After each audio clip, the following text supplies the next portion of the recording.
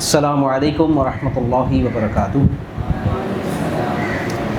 نحمده ونستعینه ونستغفره ونعوذ باللہ من شرور انفسنا ومن سیئات اعمالنا۔ اعوذ باللہ من الشیطان الرجیم، بسم اللہ الرحمن الرحیم۔ وَإِذْ قَالَ مُوسَى لِفَتَاهُ لَا أَبْرَحُ حَتَّى أَبْلُغَ مَجْمَعَ الْبَحْرَيْنِ أَوْ أَمْضِيَ حُقُبًا فَلَمَّا بَلَغَا مَجْمَعَ بَيْنِهِمَا نَسِيَا حُوتَهُمَا فَاتَّخَذَ سَبِيلَهُ فِي الْبَحْرِ سَرَبًا فَلَمَّا جَاوَزَا قَالَ لِفَتَاهُ آتِنَا غَدَاءَنَا لَقَدْ لَقِينَا مِنْ سَفَرِنَا هَذَا نَصَبًا قَالَ أَرَأَيْتَ إِذْ أَوَيْنَا إِلَى الصَّخْرَةِ فَإِنِّي نَسِيتُ الْحُوتَ وَمَا أَنْسَانِيهُ إِلَّا الشَّيْطَانُ أَنْ أَذْكُرَهُ وَاتَّخَذَ سَبِيلَهُ فِي الْبَحْرِ عَجَبًا قَالَ ذَلِكَ مَا كُنَّا نَبْغِ فَارْتَدَّا عَلَىٰ آثَارِهِمَا قَصَصًا۔ صدق اللہ العظیم۔ رب اشرح لي صدری ویسر لي امری واحلل عقدۃ من لسانی یفقہوا قولی، آمین یا رب العالمین۔ ہم اپنے جمعے کے خطبے میں سورۃ الکہف پڑھ رہے ہیں، اور موسیٰ علیہ السلام کا واقعہ جو اللہ سبحانہ و تعالیٰ نے رکوع نمبر 9 اور 10 میں بیان فرمایا ہے، اس میں سے ہم نے کچھ آیات پڑھ لی تھی، مگر یہ کہ اس میں اتنا بریک آ گیا ہے کہ اس میں ہمیں شروع کی آیات کو دیکھنا پڑے گا تاکہ یہ کہ ہمیں سٹوری کمپلیٹلی سمجھ میں آئے۔ اللہ سبحانہ و تعالیٰ نے پوری سورہ کہف کا ایک ٹاپک رکھا ہے، اور وہ کیا ہے کہ جو ریالٹی ہے وہ نظر نہیں آتی، اور جو چیزیں نظر آتی ہیں وہ انسان کو دھوکہ دے سکتی ہیں۔ یہ وہ بات ہے کہ جو پورے قرآن حکیم میں بار بار بیان کی جاتی ہے کہ انسان اس دنیا میں آتا ہے اور وہ آخرت کو بھول جاتا ہے، حالانکہ بہت سارے فرشتے آس پاس انسان کے ہیں جو اس کی حفاظت کر رہے ہیں، اور کچھ ہیں جو ریکارڈ کر رہے ہیں۔ ہر لفظ انسان بولتا ہے وہ لکھ لیا جاتا ہے۔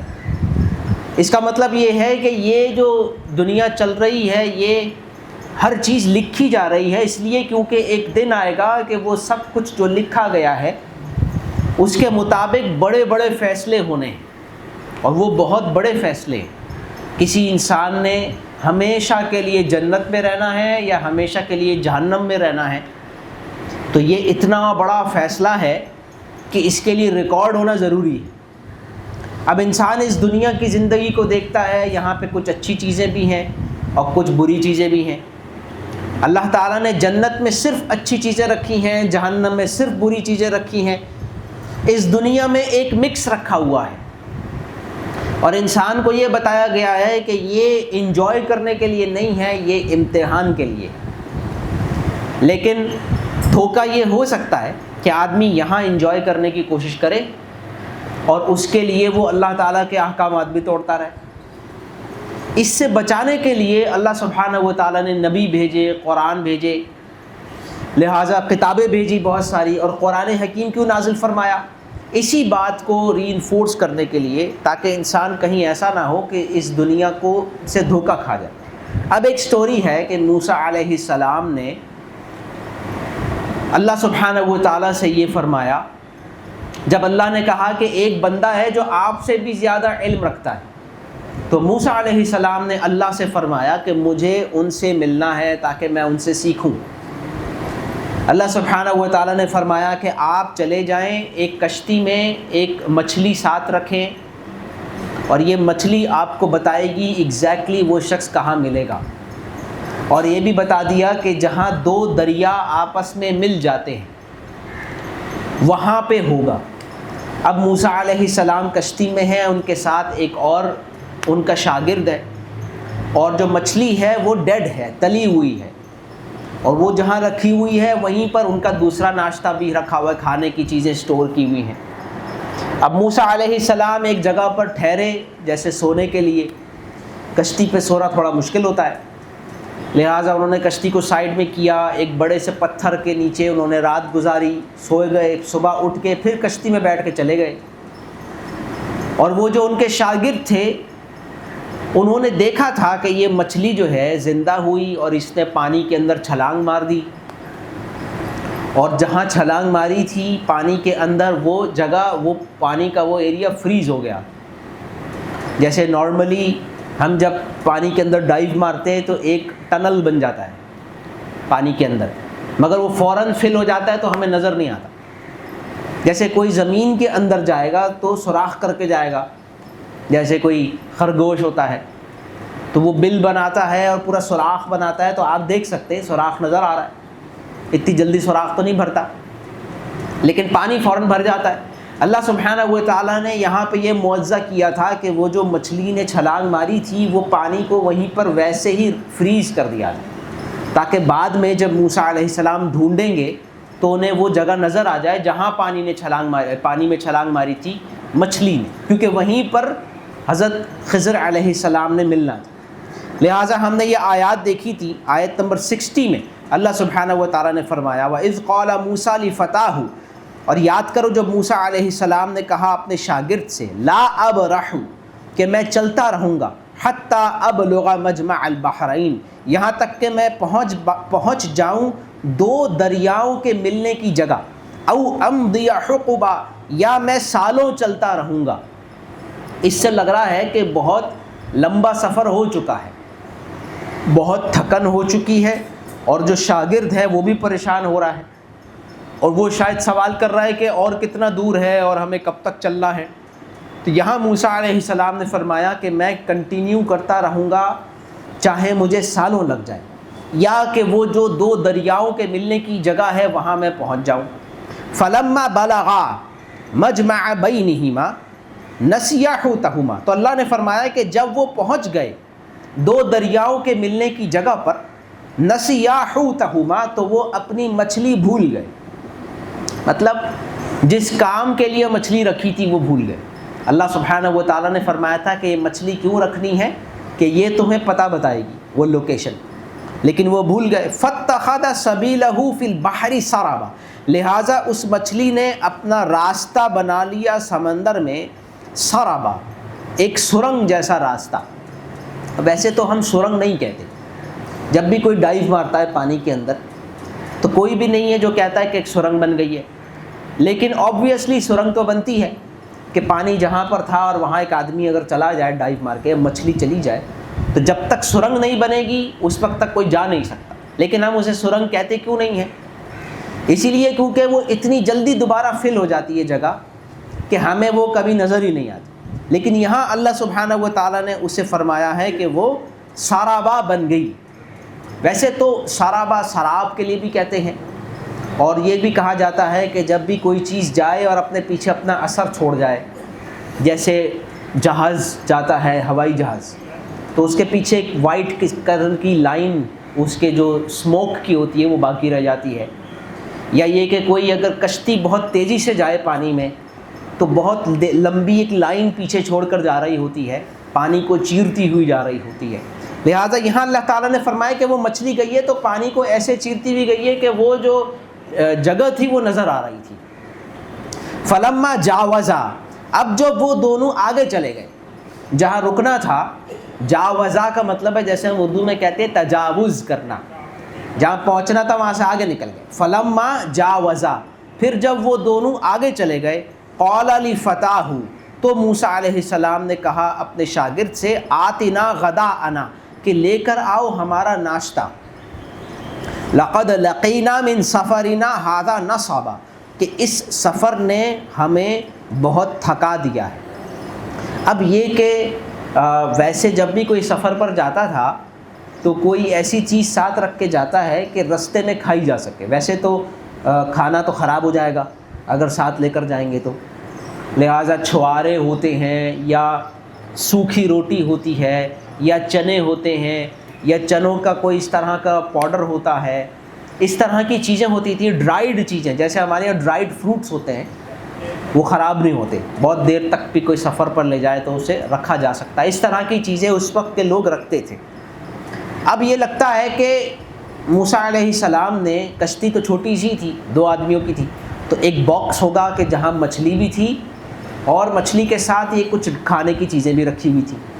اب جب تھکاوٹ لگنے لگی تو موسیٰ علیہ السلام نے اپنے شاگرد سے کہا کہ ہمارا ناشتہ لے کر آؤ، اور جب وہ گئے باکس کے پاس، ایسا لگتا ہے تو انہیں یاد آ گیا کہ یہاں مچھلی نہیں ہے، مچھلی کہاں گئی؟ تو پھر ان کو جب یاد آیا تو انہوں نے فرمایا موسیٰ علیہ السلام سے، قال ارأیت اذ اوینا الی الصخرہ، کہ بھلا بتائیے عجیب قصہ کہ جب ہم اس چٹان پر ٹھہرے تو میں مچھلی کا ذکر آپ سے کرنا بھول گیا، فإنی نسیت الحوت، تو میں بھول گیا مچھلی کو، وما انسانیہ الا الشیطان ان اذکرہ، اور مجھے نہیں بھلایا مگر شیطان نے اس بات سے کہ میں اس کا تذکرہ کروں۔ اب یہ بڑی انٹرسٹنگ بات ہے، اللہ سبحانہ و تعالیٰ نے یہاں پر اس کا ذکر کیوں کیا، شیطان کا؟ اچھا ویسے ایک بات تو آپ سب کو پتہ ہی ہے، اللہ سبحانہ و تعالیٰ ساری باتیں نہیں مینشن کر رہے، کتنی ساری باتیں کی ہوں گی موسیٰ علیہ السلام نے اپنے شاگرد سے، لیکن وہ سارے ڈائلاگز تو یہاں نہیں ہیں۔ یہاں کیا ہے؟ یہاں تو ہے سلیکشن۔ اللہ سبحانہ و تعالیٰ نے بس چند باتوں کو ذکر کیا ہے، باقی ساری چیزیں بیچ میں سے اسکپ کر دیں۔ اس کا مطلب کیا ہے کہ جو اللہ نے ذکر کیا ہے، جو مینشن کیا ہے قرآن میں، وہ امپورٹنٹ ہے۔ اب قرآن کا مقصد ہے ہدایت، لہٰذا ہمیں یہ سوچنا چاہیے کہ اللہ تعالیٰ نے اس کا ذکر یہاں کیوں کیا۔ اب یہ فرما رہے ہیں موسیٰ علیہ السلام کے شاگرد۔ موسیٰ علیہ السلام کے شاگرد کون ہیں؟ تو لہٰذا ان کا نام یوشع ابن نون آتا ہے، یوشع علیہ السلام، یہ بھی بعد میں نبی بن گئے، اس وقت تو یہ نوجوان تھے۔ اب یہ ہے کہ اگر کوئی آپ سے کہے کہ بھئی آپ یہ مچھلی ساتھ رکھیں، مری ہوئی مچھلی یا تلی ہوئی مچھلی، اور یہ مچھلی آپ کو بتائے گی کہاں رکنا ہے، ویسے آپ کو کچھ نہیں پتا، جیسے آپ جاتے ہیں کسی کے گھر پہ تو آپ کو بتاتا ہے نا کہ فلاں دکان آئے گی، فلاں سگنل آئے گا، بینک آئے گا، مسجد آئے گی، کچھ تو بتاتا ہے۔ اللہ سبحانہ و تعالیٰ نے فرمایا کہ یہ مچھلی بتائے گی۔ اب چل رہے ہیں اور بہت تھک گئے ہیں، کیا چیز ڈھونڈ رہے ہیں موسیٰ علیہ السلام اور ان کے شاگرد؟ ایک تو بتایا جہاں 2 دریا مل جاتے ہیں، اب وہ بھی نظر نہیں آ رہا۔ اب صرف ایک ہی چیز رہ گئی تھی کہ مچھلی کو غور سے دیکھتے رہے۔ اب میں اور آپ ہوتے اگر، اور اتنا لمبا سفر ہوتا، بھوک بھی لگ رہی ہے، پتہ بھی نہیں رکیں گے کب، ہم تو ہر وقت مچھلی کو ہی دیکھتے رہتے۔ اب یہاں یہ کیسے ہو سکتا ہے کہ اس سفر میں آدمی مچھلی بھول جائے؟ اور وہ بھی کیا مچھلی کہ انہوں نے، یوشع علیہ السلام نے اپنی آنکھوں سے دیکھا کہ ایک مچھلی مری ہوئی زندہ ہو، پانی کے اندر چھلانگ مار دے، اور جہاں وہ چھلانگ مارے وہاں وہ سرنگ باقی رہ جائے، پانی فریز ہو جائے۔ آپ اور میں اگر ایسا کوئی منظر دیکھ لیں تو کبھی نہیں بھولیں گے، بلکہ ہو سکتا ہے وہیں سے فون کر دیں 2-3 لوگوں کو کہ ہم نے کیا دیکھا ہے۔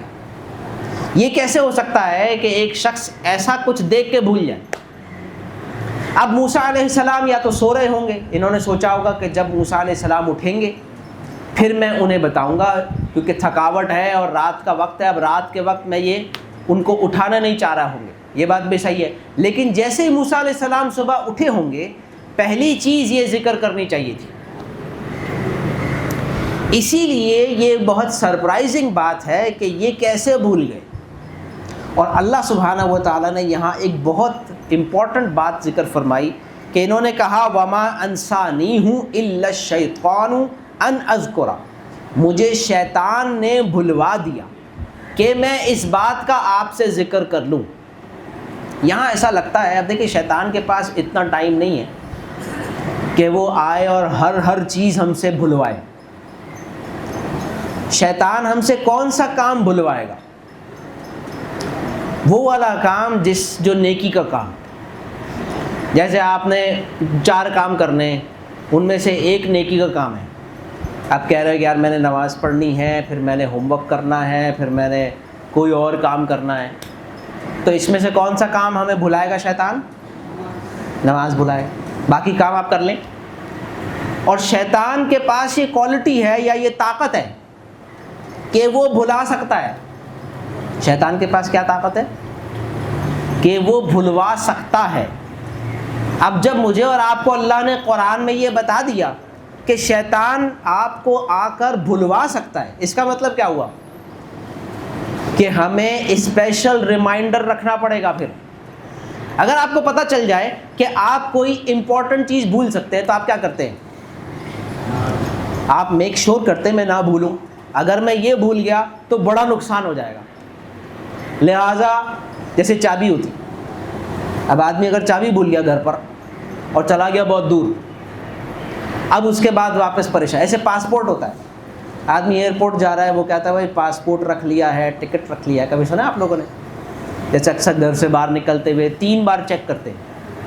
یا تو اگر کہیں پہ ہم نے نائٹ سٹے کیا ہے تو پھر جب اس جگہ کو چھوڑ کے واپس گھر جا رہے ہوتے تو کیا کہتے ہیں گھر والے؟ واپس جا کے چیک کر لو, پوری جگہ کو دوبارہ سرچ کر لو. پھر جب بس میں بیٹھ جاتے ہیں تو کہتے ہیں بچے کاؤنٹ کر لیں, کیونکہ بچے بھول گئے اگر تو بڑا مسئلہ ہو جائے گا. کبھی کبھی بچے بھی بھول جاتے ہیں. لہٰذا جب آپ کو پتا ہو کہ ایک امپورٹنٹ چیز آپ بھول سکتے ہیں اور شیطان اس کے پیچھے لگا ہوا ہے کہ ہم سے کون سی چیزیں بھلوا دے, کون سی چیزیں بھلوا دے؟ نیکی کی چیزیں. اب دیکھیں رمضان میں کیا ہوتا ہے, شیطان بند ہوتا ہے. ہم پورا مہینہ روزے رکھتے, تراویح پڑھتے ہیں تو ہمارے اندر ایک نیکی کا جذبہ پیدا ہو جاتا ہے, اور آدمی ہو سکتا ہے کوئی فیصلہ کر لے کہ بھئی اب میں نے پورا سال یہ نیکی کا کام نہیں چھوڑنا. اور ہو سکتا ہے وہ رمضان کے 1 آدھ مہینے بعد تک بھی وہ کام کرتا رہے. لیکن اب آپ ذرا یاد کریں ایسا کوئی کام جو آپ کر رہے تھے رمضان کے بعد, اور اب آپ نے اس کو چھوڑ دیا ہے, اور اب آپ کو یاد بھی نہیں ہے کہ ہم نے کوئی کام کرنا شروع کیا تھا. یہ ہے شیطان کا کام, وہ آہستہ آہستہ کرتا ہے. لہٰذا یہاں ایک بہت بڑی بات ہے ہدایت کی جو اللہ سبحانہ و تعالیٰ نے ذکر فرما دی. یہی بات ہو رہی ہے کہ قرآن میں کوئی ایکسٹرا ورڈز نہیں ہیں. یہاں پہ اتنا کہنا کافی تھا کہ وہ میں بھول گیا آپ سے کہنا کہ مچھلی جو ہے وہ فلاں جگہ پہ کود گئی تھی پانی میں. لیکن یہ ایکسٹرا ورڈز ہیں, وما انسانیہ الا الشیطان ان اذکر, مجھے شیطان نے بھلوا دیا کہ میں آپ سے اس کا ذکر کروں. واتخذ سبیلہ فی البحر عجبا, اور اس مچھلی نے اپنا راستہ بنا لیا سمندر کے اندر بہت عجیب طریقے سے. عجبا یہ عربی کا جو ورڈ ہے اس کے پازیٹیو اور نیگیٹو دونوں مطلب ہوتے ہیں. جیسے ہم انگلش میں کہتے ہیں امیزنگ. امیزنگ کیا ہوتا ہے؟ امیزنگ بھی سرپرائزنگ ہوتا ہے, اچانک, لیکن پازیٹیو. اور ایک ہوتا ہے شاکنگ. شاکنگ کیا ہوتا ہے کہ یہ بھی ان ایکسپیکٹڈ تھا لیکن یہ برا ہے. اور ایک ورڈ ہے سرپرائزنگ. سرپرائزنگ نیوٹرل ورڈ ہے انگلش میں. پلیزنٹ سرپرائز بھی ہو سکتا ہے, برا سرپرائز بھی ہو سکتا ہے. تو امیزنگ اچھا سرپرائز ہے, سرپرائز نارمل سرپرائز ہے, اور شاکنگ برا سرپرائز ہے. عربی میں ان تینوں کے لیے ایک ہی لفظ ہے, وہ ہے عجب. نارملی اچھے معنوں میں استعمال ہوتا ہے, نارملی یہ امیزنگ کے معنوں میں استعمال ہوتا ہے, لیکن سرپرائزنگ کے معنوں میں بھی ہو سکتا ہے. اب یہ کہہ رہے ہیں کہ اس مچھلی نے اپنا راستہ بنا لیا سمندر میں عجیب طریقے سے. اب عجیب بات کیا ہے؟ اگر کوئی مچھلی پانی کے اندر ڈائیو مارے گی تو راستہ تو بنائے گی. ایسا تو ہو نہیں سکتا کہ وہ پانی میں ڈائیو مارے اور ٹکرا جائے, پانی سے ٹکرا کے گر جائے, اس کو پتہ چلے پانی نہیں ہے شیشہ ہے. ایسے ہوتا ہے نا, بچہ کبھی وہ جا رہا ہوتا ہے اور ٹکرا جاتا ہے, پتہ چلتا ہے بھائی سامنے شیشہ لگا ہوا ہے. ایسا تو کبھی نہیں ہوا کہ کوئی مچھلی ڈائیو مارے اور راستہ نہ بنائے. اس میں عجیب کیا ہے؟ عجیب یہ نہیں ہے کہ وہ پانی اندر چلی گئی, عجیب یہ ہے کہ جہاں وہ گئی وہ راستہ وہاں پہ فکس ہو گیا, وہ سرنگ وہاں پہ باقی رہ گئی, جیسے کہ پانی فریز ہو گیا مچھلی کے جانے کے بعد, اور وہ راستہ نظر آ رہا تھا مجھے. آپ دیکھیں ایسی چیز بھی یہ بھول گئے. ایسی چیز کوئی دیکھ لے, مچھلی زندہ ہوئی, چھلانگ ماری, سرنگ بنی ہوئی رہ گئی, وہ بھی یہ بھول گئے. پھر فرمایا موسیٰ علیہ السلام نے, اب یہ اتنا ایکسٹرا آرڈنری امیزنگ عجیب سا واقعہ ہوا, موسیٰ علیہ السلام نے فرمایا قَالَ ذَلِكَ مَا كُنَّا نَبْغِ, موسیٰ علیہ السلام نے فرمایا کہ یہی تو ہے وہ چیز جو ہم ڈھونڈ رہے تھے۔ اللہ سبحانہ و تعالیٰ ایسے نہیں کرتے کہ معجزے دکھائیں بغیر کسی ریزن کے۔ اگر اللہ نے پانی فریز کر دیا تو کسی مقصد سے کیا، ایسے ہی معجزے نہیں ہوتے لوگوں کو خوش کرنے کے لیے، جادو کرتب دکھانے کے لیے، انٹرٹینمنٹ نہیں ہے یہ۔ اب جب اللہ تعالیٰ نے پانی کو فریز کیا ہے، وہ کس مقصد سے کیا ہے؟ تاکہ جب موسیٰ علیہ السلام اور ان کے شاگرد واپس آئیں گے، یو ٹرن لے کے واپس آئیں گے اور دیکھتے ہوئے کہ بھئی کہاں چھلانگ ماری تھی پانی نے، پانی میں مچھلی نے، کون سا اسپاٹ ہے جہاں پہ مچھلی نے چھلانگ ماری تھی، اگر وہ جگہ فریز نہیں ہوگی تو کبھی نہیں ڈھونڈ سکتے۔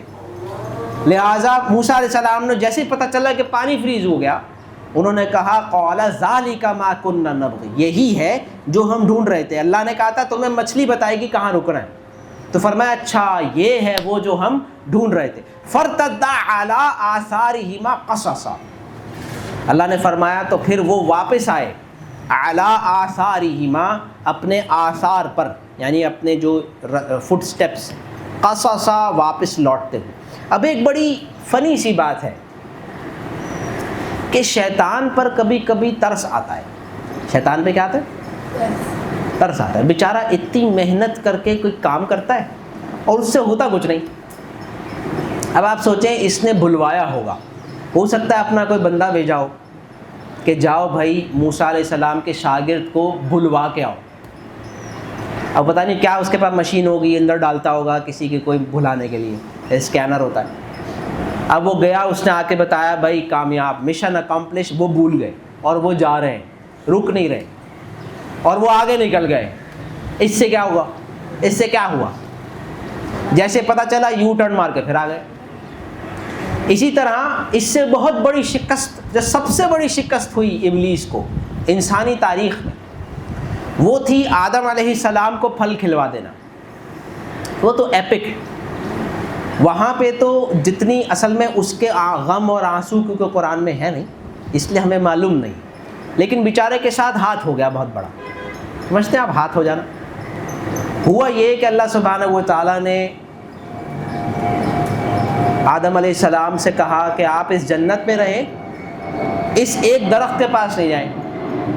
ابلیس نے سن لیا یہ، اور اس نے پوری زور لگا دیا آدم علیہ السلام کو پھل کھلوانا۔ آدم علیہ السلام نے پہلے تو منع ہی کیا ہوگا، یہ تو نہیں ہو سکتا کہ اللہ تعالیٰ آپ کو کلیئرلی کہے کہ اس کے قریب نہیں جانا ورنہ ظالموں میں سے ہو جاؤ گے، اور پھر بھی آپ کر دیں، یہ تو ہو نہیں سکتا۔ لہٰذا اللہ تعالیٰ نے فرمایا کہ اس نے کئی سال تک کوششیں کرتا رہا، وسوسہ کرتا رہا آدم علیہ السلام اور حوا سلام علیہ کو، اور قسمیں کھائی۔ وقاسمہما انی لکما لمن الناصحین، قسمیں کھائیں کہ میں تمہارا خیر خواہ ہوں۔ شروع میں آپ کے پاس کوئی آئے اور آپ سے کہے یہ کام کر لیں جو اللہ نے منع کیا ہے، تو آپ بولیں گے کہ بھائی میں تو نہیں کر رہا۔ کتنا ٹائم لگا ہوگا اسے آدم علیہ السلام کو کنونس کرنے میں، کر لیا، اور آخر کار جیسے ہی آدم علیہ السلام نے پھل کھایا، اب اس کو بھاگنا ہے۔ جیسے ہوتا ہے نا کوئی آپ سے کہے کہ آپ یہ پلاٹ لے لیں یا آپ یہ فون لے لیں، اب آپ اس فون کو دیکھ رہے ہیں اور آپ کو کوئی گڑبڑ لگ رہی ہے بھی بہت سستا، لیکن وہ قسمیں کھائے کہ نہیں بہت اچھا ہے، ماڈل بہت بہترین ہے، کوئی مسئلہ ہو تو آپ نے کس کو فون کرنا ہے؟ مجھے۔ اب آپ نے آخر کار اس کو پیسے دے دیے اور آپ نے فون لے لیا۔ جیسے ہی آپ گھر گئے تو فون خراب، اب آپ کس کو فون کر رہے ہیں؟ اس بندے کو، اس کا فون بند۔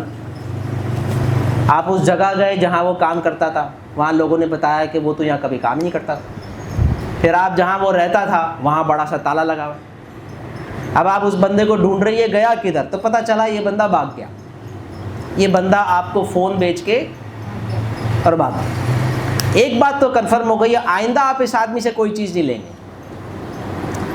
تو ابلیس کی ان تمام حرکتوں سے اینڈ میں ہوا کیا؟ اللہ تعالیٰ نے آدم علیہ السلام اور حوا سلام علیہ کو معاف کر دیا۔ کیا سزا دی اللہ نے؟ 0۔ اور ہوا کیا؟ اللہ نے فرمایا بس میں تو یہی تمہیں بتانا چاہ رہا تھا کہ دیکھو ابلیس جو ہے نا وہ کتنا بڑا دھوکے باز ہے. اب آپ جائیں دنیا میں جسٹ کے لیے میں نے آپ کو پیدا کیا تھا, جنت کے لیے تو پیدا نہیں کیا تھا, دنیا کے لیے پیدا کیا تھا کہ کچھ عرصے وہاں رہیں گے, آزمائش کر کے پھر جنت پہ آئیں گے. اصل پلان اوریجنلی یہی تھا. یہ جو ٹیمپرری جنت میں رکھا تھا صرف یہ دکھانے کے لیے, اس کو ابلیس کو ایکسپوز کرنے کے لیے.